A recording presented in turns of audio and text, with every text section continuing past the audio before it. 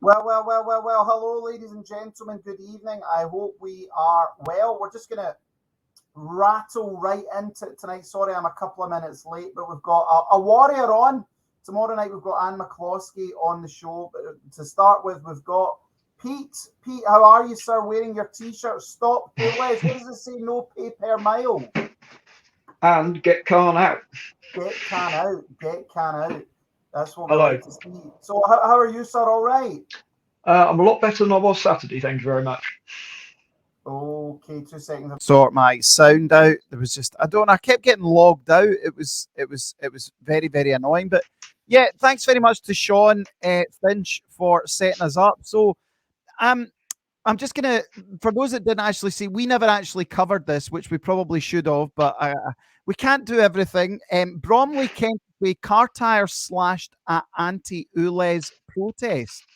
Incident occurred on Kentish Way. Police are investigating. Report. Pete, how many cars were trashed?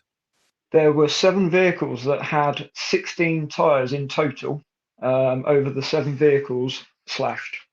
One vehicle had all 4 tyres cut.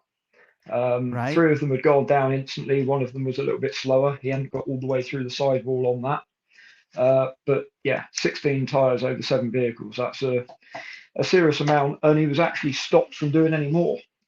He was disturbed while he was doing it.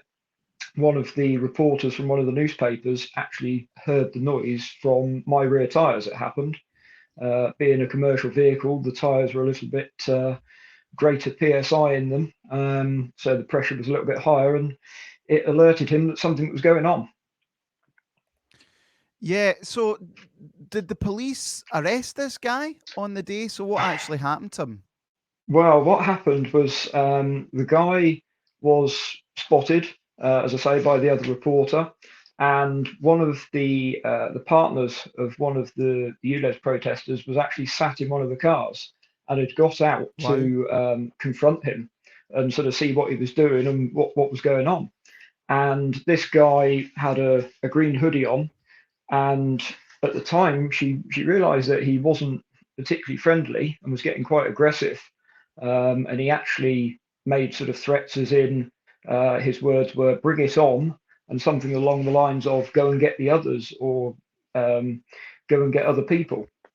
And in the picture of him that she took, he has a sharp point sticking through the pocket of his hoodie. And so basically, this guy was armed with a knife on the streets, and the police did attend. He disappeared off into a block of flats, and no one could find him. The police did get there and went to look. We think he slipped out of a different exit, and the police, after a while, went away and left it that he wasn't there, so they couldn't do anything. However, later on in the day, so we had, as I say, 16 tyres between us to sort out. Some people managed to limp their vehicles to the nearest tyre fitting bay before they closed and get something sorted. Other people called for recovery.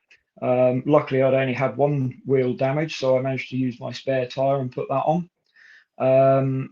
My good friend, he got all 4 tyres slashed, so we had to go and make different arrangements for his vehicle. And so you can imagine it was a couple of hours before we were sorted, and we were waiting for the last guy to be recovered with a flatbed recovery lorry. And the bloke walked out of the gates right past us, bold as brass. That's him. That's And you can. that's that's this guy there. So, is that a knife in his pocket, or is he just pleased to see you, Pete? Well, the sharp point on that, we believe that is the knife that he used to slash the tires. And Yeah, and if again, just when I'm thinking about this, let's just say that someone had, well, hopefully they wouldn't be using I cars, but let's just say Just Stop Oil had done that, and somebody went out and slashed their cars or anything. I mean, there would be wall to wall coverage. I haven't really seen a great yes, deal of this at all. It's been covered in the Telegraph, and interestingly, though, the Telegraph covered this. And we'll get back to the incident, but I was just wondering what's your take on this, Pete? And can I just say thanks very much for coming on the show? it's not easy to put yourself out there, but well done on popping on.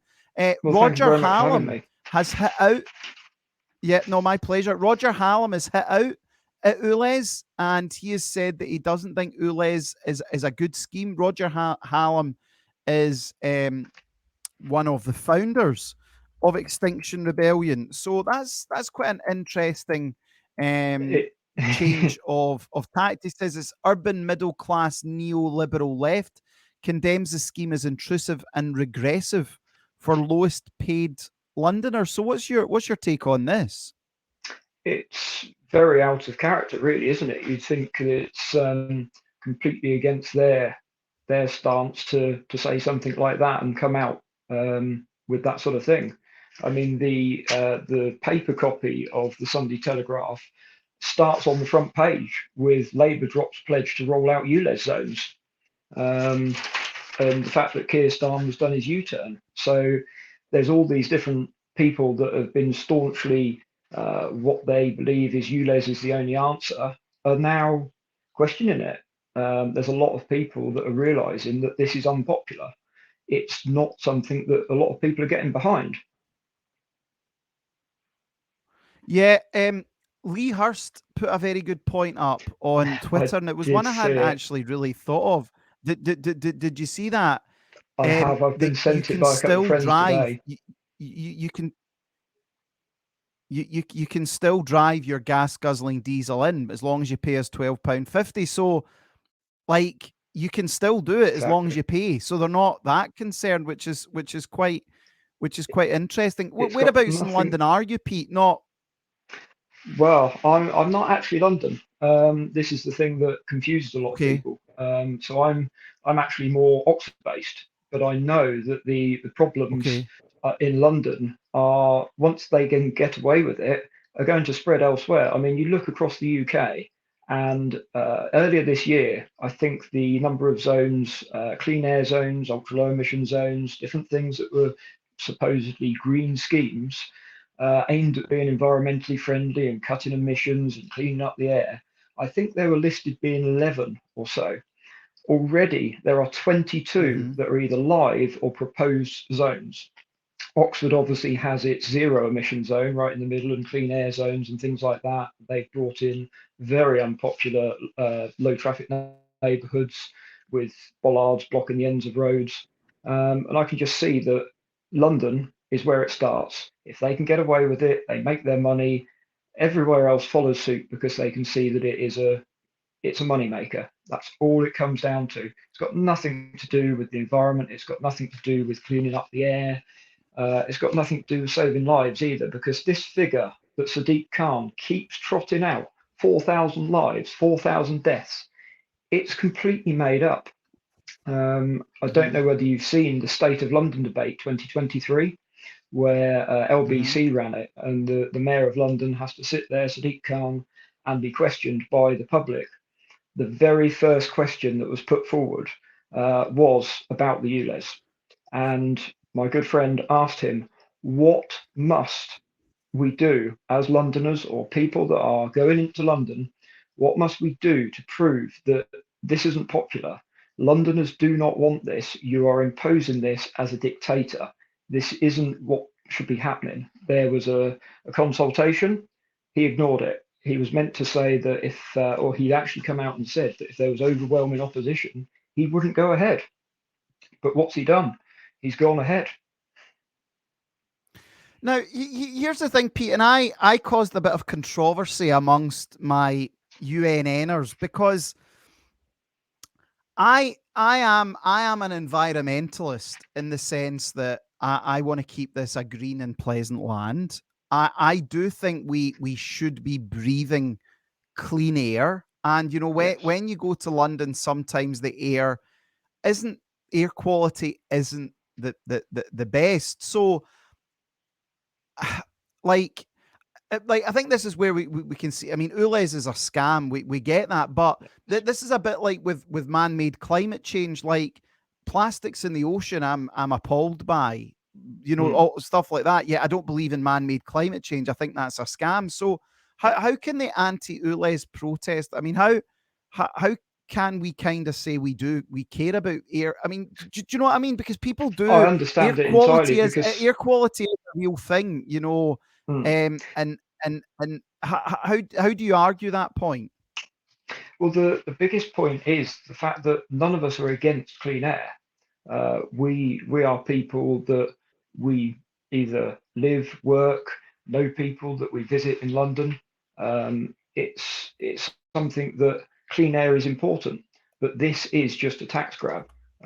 We have so it was stated at the State of London debate that we're not against clean air. However, this as soon as you give £12.50 in a 24-hour period, this isn't going to do anything to clean up the air. So Sadiq Khan needs to be looking at things such as the London Underground, the state of the air quality down there, and the particles and the Yeah, dust and asbestos yeah, the old asbestos, the brake linings, the brake dust, the metal particulates from the wheels and the tracks. That is where the real problems exist. I don't know whether you're aware of. He's a fantastic ambassador for the anti-ULEZ people. Brown Car Guy. He has a YouTube channel, mm-hmm. and he supports the anti-ULEZ protests. He's been along. He makes his videos, and what he's done is he's got it's a Temtop air quality meter, and he's been going around different locations in London. He started off in inner London, I believe, and then he went to outer London and tested the air quality. And then he's been actually on the underground, on the tube, and tested the air quality to prove that it is outrageously Yeah. high.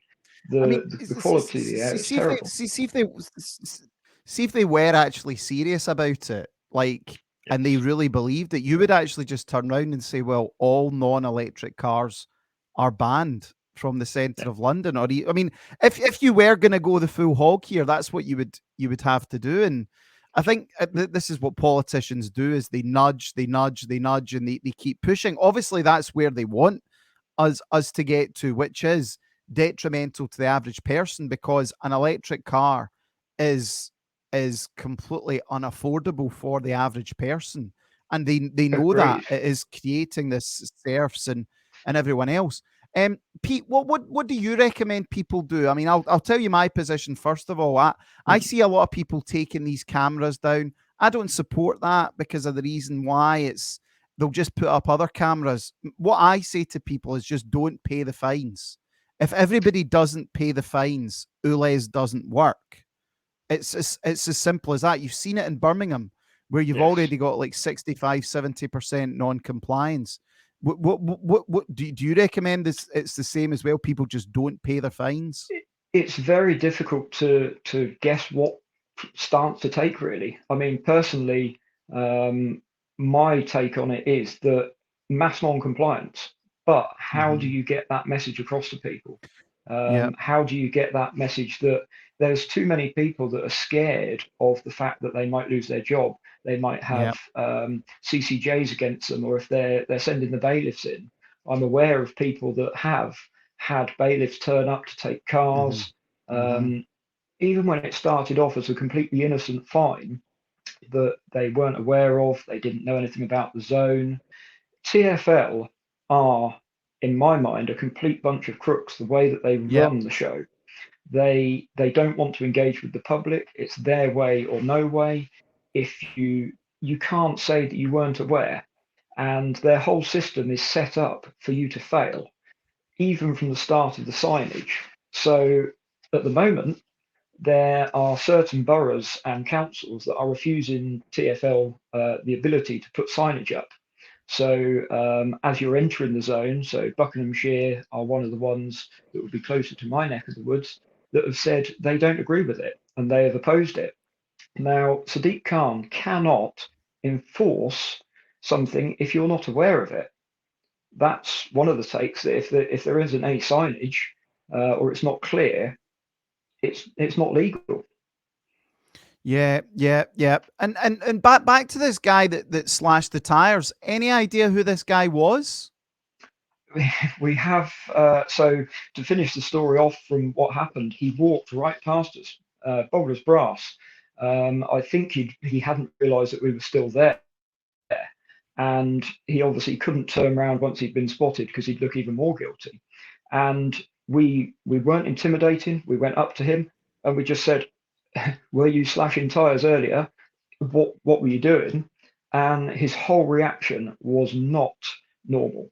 He started swearing at us. He walked away. He wouldn't engage.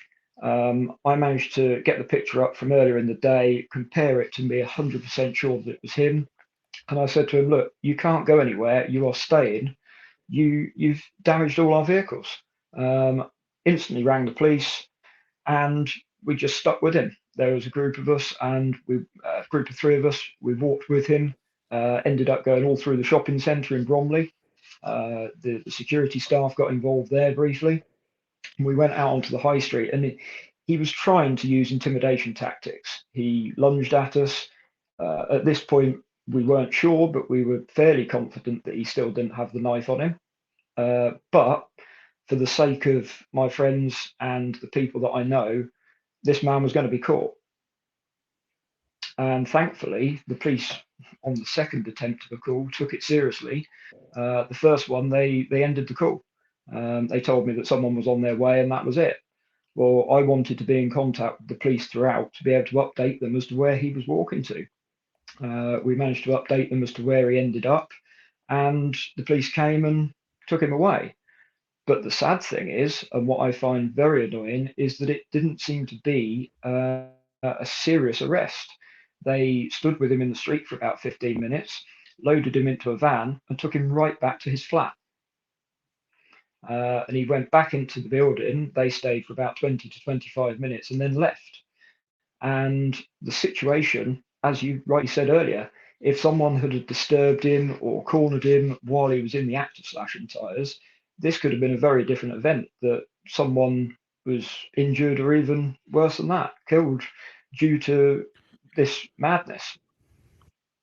So do we think this guy was a state asset or an environmentalist, as he would call himself? Do we have any idea what he is? Did he say anything? He wouldn't say anything other than the fact that we were harassing him, was what he kept telling us, and he was swearing at us and telling us to leave him alone. We weren't doing anything. I was on the phone to the police, and the other guys, one of them ended up being separated because the security staff in the shopping centre wanted to talk to him and find out what was going on, and the other guy held back. He didn't come close until I was actually very nearly physically hit. He clipped the front of my hat. He swiped up at it and clipped it in an attempt to intimidate me.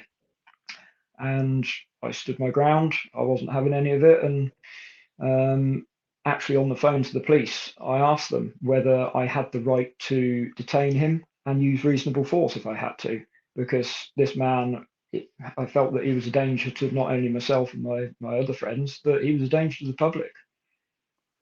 So as things stand, has there been any charges pressed? Do we know?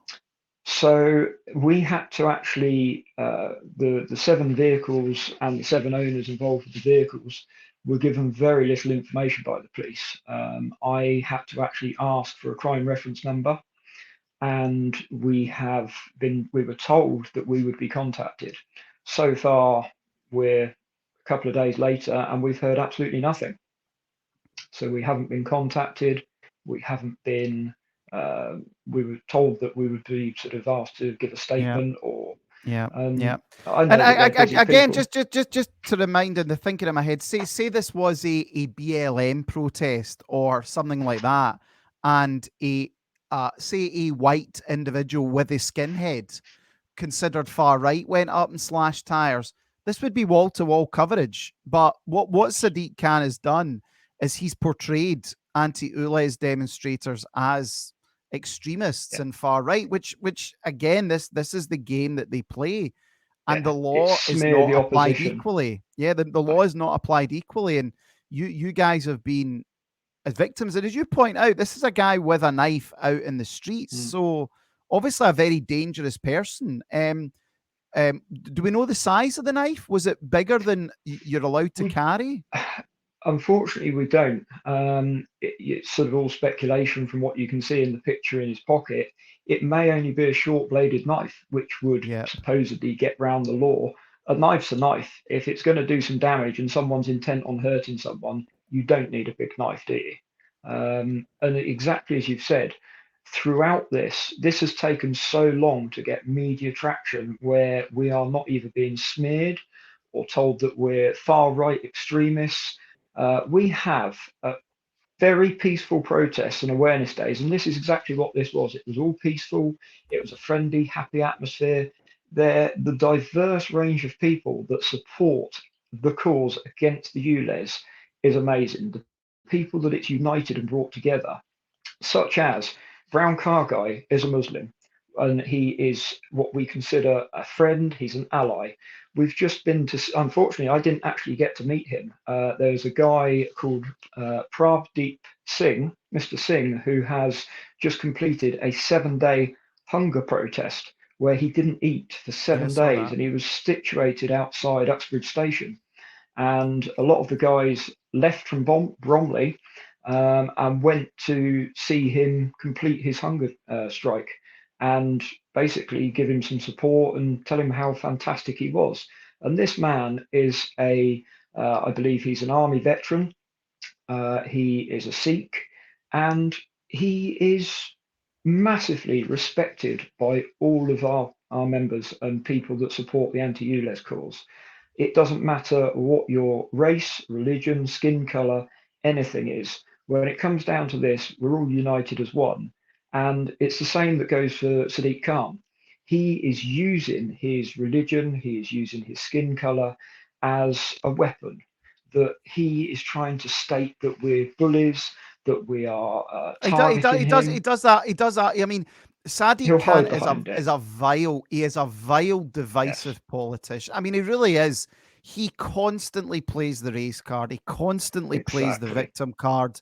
He constantly unfair. I mean, and I always say that when they use these terms for people, they are deliberately putting targets on everyday people's backs because believe it or not, they want you to see you getting your car slashed because then they'll think, well, if they're getting their car slashed, people won't go out and join them. And that's why, it's so important that people do double down.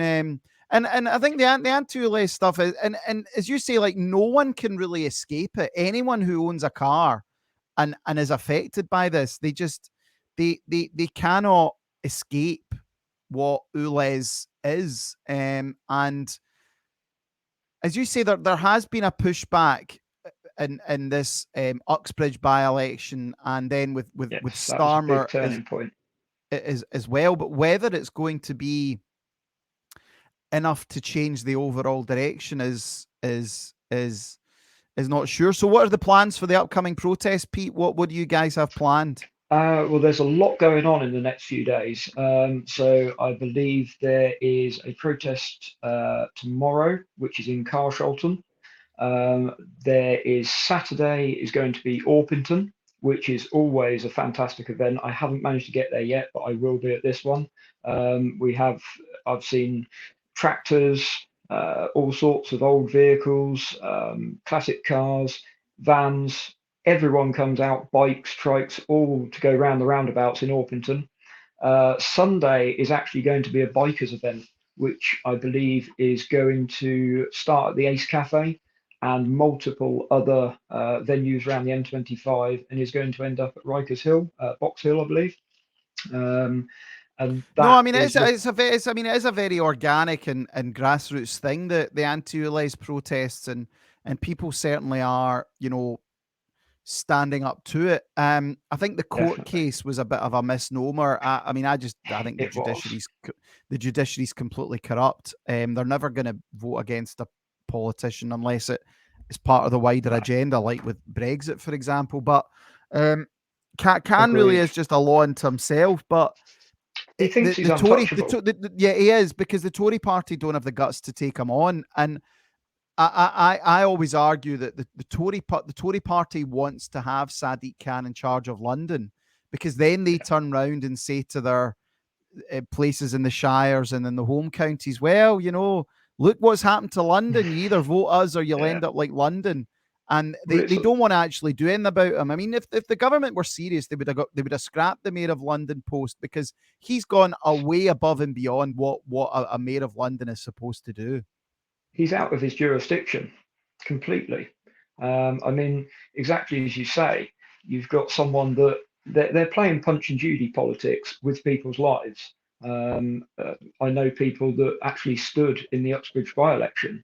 So there were Kingsley Hamilton, there was no ULEZ Leo, and Piers Corbyn. They were some of the main anti-ULEZ, and I believe Lawrence Fox was also standing. And the amount of votes that took away from the Labour candidate, and it sent the message home. There was the fear that it was going to split the vote, but in the end, the Conservative Steve Tuckwell won. And it sent a strong message. I mean, it's been a turning point. It's a very British way of protesting, isn't it? Well, we're not going to allow Labour to win the by-election. We'll allow the Tory to scrape home because they're kind of lukewarm on ULEZ, but kind of just sums us up. Pete, listen, thanks very much for coming on. I've got two of my other guests coming on. Sean, I'm sure will keep me posted about that. Well done on coming on tonight. Are you anywhere on social media, Pete, if people want to follow your work? The best one to do is to join up with Action Against ULEZ Extension on Facebook. There are various other groups as well, such as there's the Calm Stop ULEZ Convoy, which has organised some successful events so far, where it's been more about awareness on the move, and the support we do get from passing motorists at any of the events is incredible. People are starting to wake up to what's going on. 35.8k members. That's brilliant. That's very, very good. So, and this is the best way to go with these grassroots protests, and just keep spreading the word. Well, listen, well done, Pete, on coming on tonight. I've put the link in. If anyone's over there and they want more information on that, please click that. Thanks for coming on at short notice, Pete. And please keep up the good fight. Good night. Thank you for having me. Good night. Bye-bye. Thank you. Well done. Bye-bye. Bye-bye. Can we get some P's in the chat for Pete, please? That was very interesting stuff. And again, absolutely shocking that everyday people out there concerned about government policy are being attacked